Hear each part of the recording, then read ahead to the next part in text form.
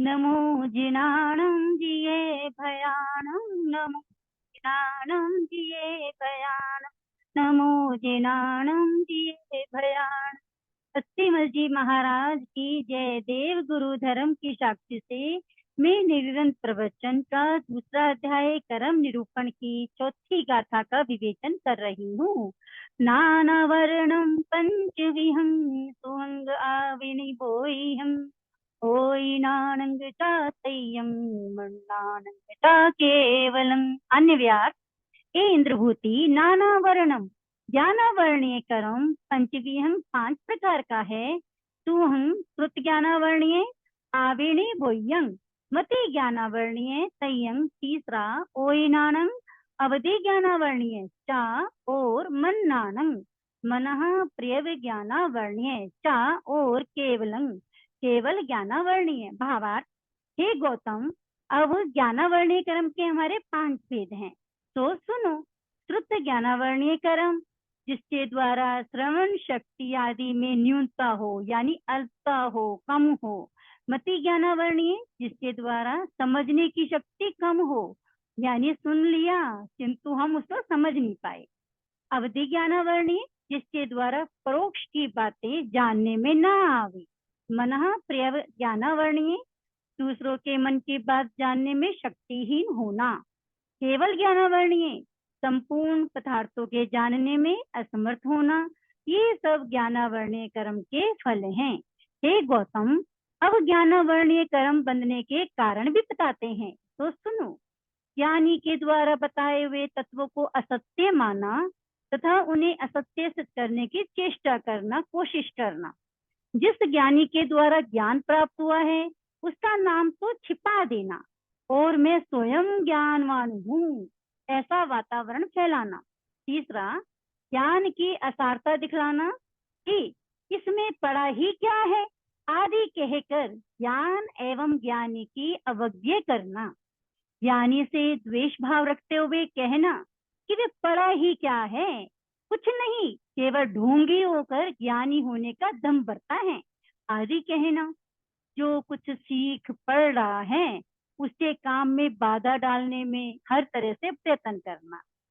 ज्ञानी के साथ अंट संट बोलकर व्यर्थ का झगड़ा करना आदि आदि कारणों से ज्ञानावर्णीय कर्म बंधता है। ज्ञानी कोई अध्ययन कर रहा हो तो हमें उसके अंतराय नहीं डालने चाहिए और अधिक से अधिक समय उसके अध्ययन में हमें सहयोग देना चाहिए। फिर दूसरा दक्षिणावर्णीय कर्म के प्रकार भी बता रहे हैं। निद्दा तहे पयला निद्दा निद्दाया पयल पयलाया तत्तो आतीर्ण गिद्दी हो पंचमहोई नायवा। ए इंद्रभूति गौतम, अब इसमें एक चौथी और पांचवी और छठी गाथा मिक्स है क्योंकि दक्षिणावर्णीय कर्म के 9 हैं भेद। तो साथ में ही दूसरी गाथा भी पढ़ते हैं। चखुम चखु होई दंसण केवल आवरण एवं तो नवविकपं नायकं दंसनावरणम्। अनिव्यार। हे इंद्रभूति, निद्रा यानी निद्रा। निद्रा को क्या बोला प्राकृत में? निद्रा। सुख पूर्वक सोना, तहेव यानी उसी प्रकार से। ऐसे ही पयला मतलब बैठे बैठे ऊँघना। कई बार देखा है ना, कुर्सी पे बैठे बैठे नींद आती है, ऊँघते हैं। या ओ निद्रा निद्रा खूब गहरी नींद लेना। या पयला पयला चलते चलते ऊँघना। तत्तो आ। और इसके बाद पंचमा पांचवी क्षीण गिद्दी ध्यान गिद्दी होई है ऐसा नायव्वा जानना चाहिए। चक्षुम चक्षु हो चक्षु अचक्षु अवधि के दंसनम दर्शन में या और केवले केवल में आवरणे आवरण एवं तू इस प्रकार नव विकपंग नो भेद भेद वाला दंसनावर्णम दर्शनावर्णीय कर्म नायवं जानना चाहिए। भावार्थ। हे गौतम, अब दक्षिणावर्णीय कर्म के भेद बतलाते हैं, तो सुनो। अपने ही आप नियत समय पर निद्रा आ जाए, है ना, तो वो अच्छी चीज है। और दूसरी बैठे बैठे ऊँघना और नींद लेना। तीसरा नियत समय में भी कठिनता से जागना, यानी कोई बार बार जगा रहा है उठ उठ, किंतु वो उठता ही नहीं है। तो चौथा चलते चलते ऊँघना। और पांचवा भेद है कि सोते सोते 6 मास बीत जाना। अब कुंभकर्ण ने कभी सुना था कि 6 महीने वो सोता ही रहता था। तो पांचवा भेद है कि सोते सोते 6 मास बीत जाना। ये सब दक्षिणावर्णीय कर्म के फल हैं। इसके सिवाय चक्षु में दृष्टिमान या अंधेपन, कर्म की हीनता का होना, सुनने की, सूंघने की, स्वाद लेने की, स्पर्श करने की शक्ति में हीनता, अवधि दर्शन होने में और केवल दर्शन अर्थात सारे जगत को हाथ की रेखा के समान देखने में रुकावट आ जाना। ये सब के सब 9 प्रकार के दक्षिणावर्णीय कर्म के फल हैं। हे आर्य, जब आत्मा दक्षिणावर्णीय कर्म बांध लेता है तब वह जीव ऊपर कहे हुए फलों को भोगता है। अब यह हम बताएंगे कि जीव किन कारणों से दक्षिणावर्णीय कर्म बांध लेता है। सुनो, जिसको अच्छी तरह से दिखता है उसे भी हम क्या कहते हैं, अंधा और काना कहकर उसकी निंदा करते हैं। जिसके द्वारा अपने नेत्रों का फायदा पहुंचा हो और ना देखने पर भी उस पदार्थ का सच्चा ज्ञान हो गया हो, उस उपकारी के उपकार को भूल जाना। जिसके पास चक्षु ज्ञान से परे अवधि दर्शन है, जिस अवधि दर्शन से वह कई भव अपने और औरों के भी देख लेता है, उसकी अवज्ञा करते हुए कहना क्या पड़ा है ऐसे अवधि दर्शन में। चौथा, जिसके दुखते हुए नेत्रों के अच्छे होने में व चक्षु दर्शन से भिन्न अचक्षु के द्वारा होने वाले दर्शन में, अवधि दर्शन के प्राप्त होने में एवं सारे जगत को हस्ता मलकवत देखने वाले केवल दर्शन प्राप्त करने में रोड़ा अटकाना। जिसको नहीं दिखता तो भी अंधा बन बैठा है। चक्षु दर्शन से भिन्न अचक्षु दर्शन का जिसे अच्छी तरह से बोध नहीं होता, ज्ञान नहीं होता, उसे कहे कि जानबूझकर मूर्ख बन रहा है तो उसको कहे कि ढोंगी है। एवं केवल दर्शन से जो प्रत्येक बात का स्पष्टीकरण करता है उसे असत्यवादी कहकर जो दर्शन के साथ द्वेष भाव रखता है यानी घृणा रखता है। इसी प्रकार चक्षु दर्शनीय व अवधि दर्शनीय एवं केवल दर्शनीय के साथ जो व्यक्ति निंदा करते हुए अपने ही गुंठा अभिव्यक्त करता है। वेण्यं पीतुविहं सायं सायं च आयं सायससुः बहुभूया एमेव सायसवी। अन्व्यास ए इंद्रभूति। अब वेदनीय कर्म के बारे में बता रहे हैं। वेहणीयं पी, वेदनीय कर्म भी सायं सायं च यानी साता और असाता दुविहंग 2 प्रकार का आयंग कहा गया है। सायस साता के, तो बहु बहुत से, भेय मतलब भेद हैं। एमेव आसायसवी, इसी प्रकार असाता वेदनीय के भी अनेक भेद हैं।